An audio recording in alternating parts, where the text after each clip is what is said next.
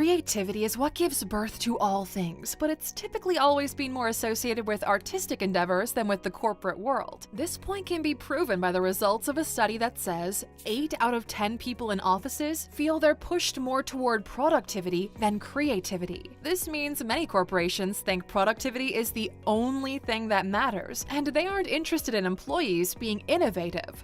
But they're wrong. Welcome to ALUX. Creativity might be more important than many companies think, and yet they rarely promote it. Well, unless you're Google. The history of Google. Before we know how Google promotes creativity in the workplace, we should first take a quick look at how the company was built. This will help us to understand where the culture for such leadership style was born.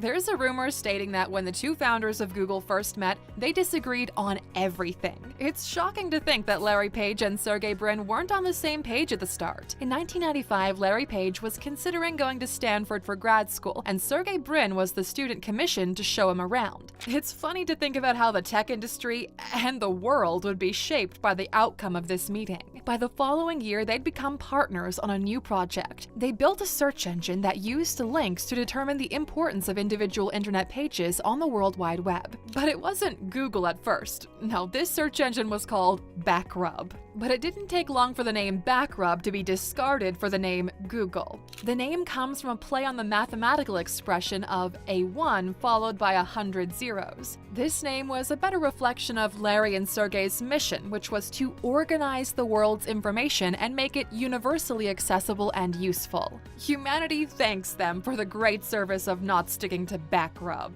As the years passed, Google's popularity grew not only in academic circles, but also in Silicon Valley. Google was already improving access to information for academics, making it popular among bookworms, and in 1998, that popularity paid off.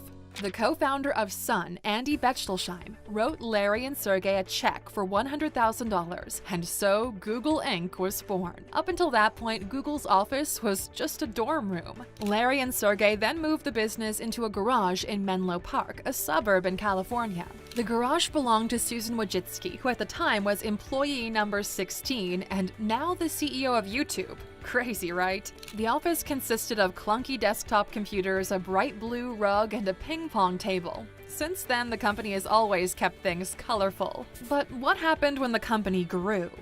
The expansion. In 1998, Google was already unconventional in the way it approached the work culture. On the search engine page, animations showed how the staff engaged in one fun activity or the other. The company kept growing and eventually left the garage. Then in 1999, the company moved to the home of tech startups at the time, Silicon Valley. Then the Googleplex was born in Mountain View, where the company still has its headquarters today. That was also the time when the search engine stopped being in the beta phase. In 2000, the company began adding new languages to its search engine. Then in 2004, they went public, but they did it unconventionally. The shares were sold in an online auction format. By 2010, Google had over 24,000 staff, and by 2011, Larry Page was the new CEO of the company. And the period between 2014 and 2015 is important in the history of the company. This is when the parent company Alphabet was born, and Larry Page became its CEO, while Sundar Pichai became the CEO of Google proper, which is now under Alphabet. Google turned 20 years old in 2018, and at this point had almost 99,000 employees under Alphabet. All throughout their history, they've understood that the development of their employees would lead to the development of the company. And that's why Google empowers those who work in the company. And that's what we're going to examine next. How Google empowers employees to be more creative. Tim Cook, the CEO of Apple, once said, "A lot of companies have innovation departments, and this is always a sign that something is wrong." What he meant by that was that creativity should be the business of every employee and not just a precious few, and that is something Google took seriously from the beginning. So, how does Google empower its employees to be more creative? 1. Creating the time. In 2004, while signing their initial public offering or IPO, Larry Page and Sergey Brin made their incredibly popular 20% rule. They said, "We encourage our employees, in addition to their regular projects, to spend 20% of their time working on what they think will most benefit Google." This empowers them to be more creative and innovative. Many of our significant advances have happened in this manner. Giving employees the time to learn new skills and find ways to use them on their own will make them more creative. The first place this creativity will show will be in your organization. For Google, this was reflected in the development of AdSense and Google News, both popular products of the company that were born thanks to this 20% rule. Free time to learn is important, like the freedom of expression in a work environment, and this brings us to the next thing Google does. 2. Giving autonomy. Google allows its employees to define their work as much as possible. That might sound like a recipe for disaster, but it's all a matter of risk versus reward. The risk is not meeting deadlines, while the reward is a creative environment that will bring growth to the company. Google had been willing to take that risk since 1998, and it paid off. Just look at where they're at today. Employees are allowed to plan out things like the order of their tasks and their approach to solutions. In recent times, they've even been allowed to choose if they want to come to the office or work from home. Google understands it's not enough to set a goal and train people to achieve that goal. The work itself must be designed in a way that's efficient and realistic, but also flexible. What brings efficiency varies from employee to employee, and that's why a form of autonomy and experimentation has to be given so the best paths of success can be discovered. As a leader at work, you might have an idea of the way you want a certain project done. However, those who are actually doing the project might have a better way to achieve the same goals, thanks to their different perspectives. Without giving the workers some autonomy, you wouldn't discover what would work best. And that might just be the next item on our list. 3. Encouraging specialization.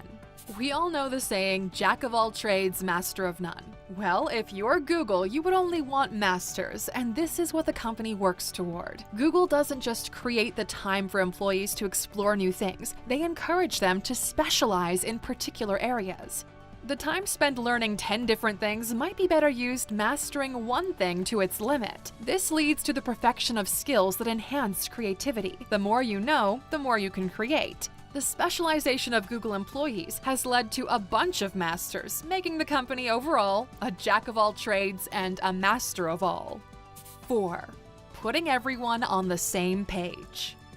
Google, in 1998, made its mission clear. They wanted to organize the world's information on the World Wide Web and make it universally accessible and useful. They made this clear to their employees as well, at every opportunity they got. This clarity led to creativity that was good for the company. The building of algorithms that sorted out information on the internet was perfected from a constant reminder of that mission. Knowing what the company is aiming for improves creativity, because when employees are mindful of the goal, they can think of different ways to reach it. If Google had given its employees tasks without telling them what the end goal was for, they would do only what they were told to do for fear of straying too far from the company's intent. This is a very common occurrence in companies, especially big corporations with thousands of staff. The employees hardly know the direction it's taking, so they simply do their jobs with no desire to innovate or create. And speaking of creating, there's no innovation without mistakes, which brings us to number 5, encouraging risk-taking. A wise man once said that a path never taken is a path laden with a few stumbles. Creativity is more than just trying to make something. It's also an attempt to see what is outside of the boundaries of what already exists. The truth is, in certain cases, these tests won't yield positive results. However, for what can be achieved, the risk has to be taken. Google understands this and encourages employees to experiment with ideas and theories. The company has been doing this for years. After all, it humanized the search engine industry by using a ranking system to know the best search results and display them in that order. This innovation could have backfired, but it didn't. The same way purchasing YouTube, a company that made short videos, didn't backfire. Would Alux be what it is today without the risks that Google took? We'll let you decide. Intellectual risk-taking, while dangerous, will always be the path to creating new and exciting things. Some people are always in search of amazing things, and they can be the fuel for success. Which brings us to number 6, hiring inquisitive people.